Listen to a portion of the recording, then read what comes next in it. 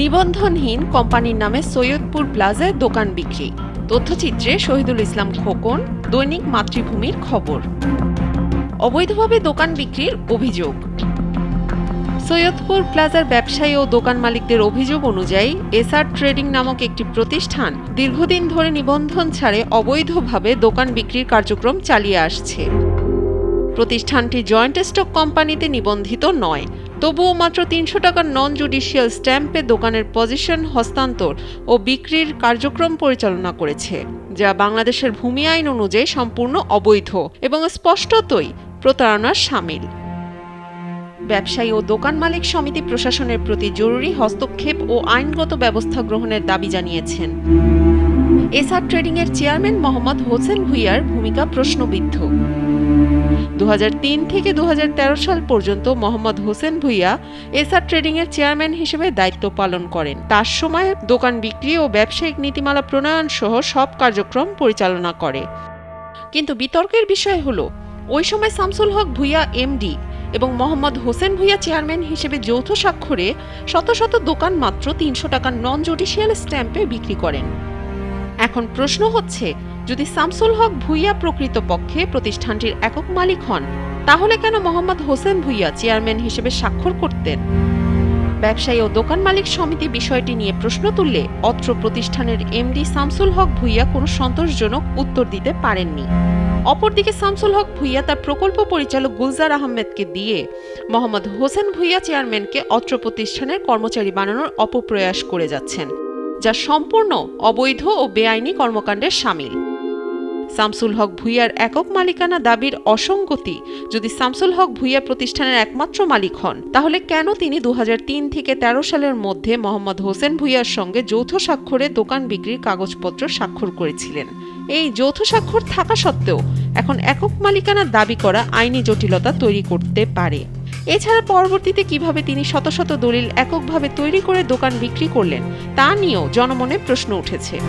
প্রমাণে স্পষ্ট যে শামসুল হক ভূঁইয়া প্রথমে মোহাম্মদ হোসেন ভূঁইয়ার স্বাক্ষর ব্যবহার করে দোকান বিক্রি করেন, পরে একক স্বাক্ষরের নতুন দলিল তৈরি করে প্রতারণামূলক কার্যক্রম পরিচালনা করছেন। ভুয়া রিহাব সদস্যপদ ও প্রতারণা। ২০১০ সালে ৩ আগস্ট এসআর ট্রেডিং এর কোম্পানি সচিব মোহাম্মদ রবিউল্লাহ সরকার স্বাক্ষরিত এক চিঠিতে দাবি করা হয় যে প্রতিষ্ঠানটি real estate and housing association of Bangladesh এর সদস্য এবং জয়েন্ট স্টকেও নিবন্ধিত।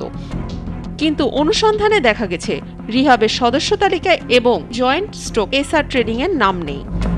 তারা ভূঁইয়া অ্যান্ড হক কোম্পানির নিবন্ধিত নম্বর ৬৯০/২০০৯ নিজেদের নম্বর হিসেবে ব্যবহার করছে এবং উক্ত প্রতিষ্ঠানটি জয়েন্ট স্টকে নিবন্ধিত বলে অবৈধভাবে প্রচার করছে, যা সরাসরি প্রতারণার শামিল। সরকারি জমি দখলের অভিযোগ।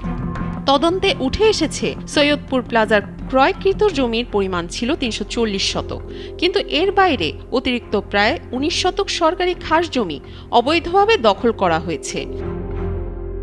এই ১৯ শতক জায়গার মধ্যে ১১টি সরকারি খাস দোকানঘর রয়েছে, যা শামসুল হক ভূঁইয়া জোরপূর্বক দখল করে রেখেছেন। স্থানীয়রা প্রশাসনের কাছে এসআর ট্রেডিং এর বিরুদ্ধে দ্রুত তদন্ত ও কার্যকর ব্যবস্থা গ্রহণের দাবি জানিয়েছেন। বিক্রিত দোকানগুলোর বৈধতা নিয়ে শঙ্কা। ব্যবসায়ীদের মধ্যে আতঙ্ক ছড়িয়ে পড়েছে, কারণ এসআর ট্রেডিং এর বিক্রিত দোকানগুলোর কোনো বৈধ দলিল নেই, ফলে দোকান মালিকরা ভবিষ্যতে আইনি জটিলতার সম্মুখীন হতে পারেন। গণমাধ্যমের বিরুদ্ধে অপপ্রচার। এসআর ট্রেডিং এর প্রকল্প পরিচালক গুলজার আহমেদ ও সিনিয়র ম্যানেজার নুরি এলাহি গত ৪ ফেব্রুয়ারি দৈনিক আলাপন পত্রিকায় একটি প্রতিবাদ লিপি প্রকাশ করেছেন। গণমাধ্যম ও সাংবাদিকদের বিরুদ্ধে বিভ্রান্তিমূলক ও মিথ্যে বানোয়াট অভিযোগ তোলা হয়েছে, যার কোনো ভিত্তি নেই। মূলত তাদের অবৈধ সম্পদ ৮০ থেকে ৯০ কোটি টাকার ভ্যাট ট্যাক্স ফাঁকি, ১৯ শতক সরকারি জমি দখল ও ১৫০০ থেকে ১৬০০ দোকান রেজিস্ট্রি না করার তথ্য প্রকাশ পাওয়ায় তারা এসব অপপ্রচার চালাচ্ছে।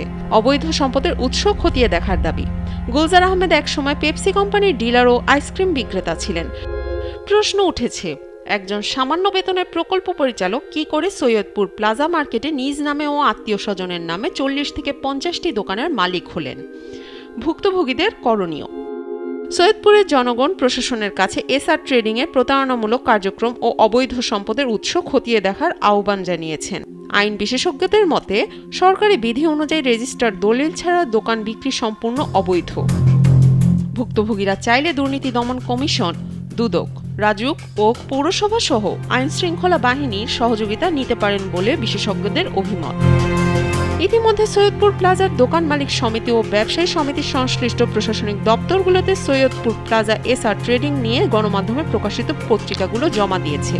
সরকারি পদক্ষেপের দাবি, এই বিষয়ে স্থানীয় প্রশাসন, রাজুক ও দুদক যদি দ্রুত তদন্ত চালিয়ে প্রয়োজনীয় ব্যবস্থা নেয় তাহলে অনেক সাধারণ মানুষ প্রতারিত হওয়ার হাত থেকে রক্ষা পাবে। নিউজ ডেস্ক, সুমাইয়া হক, নওমি, দৈনিক মাতৃভূমির খবর। এই প্রতিবেদনে উল্লেখিত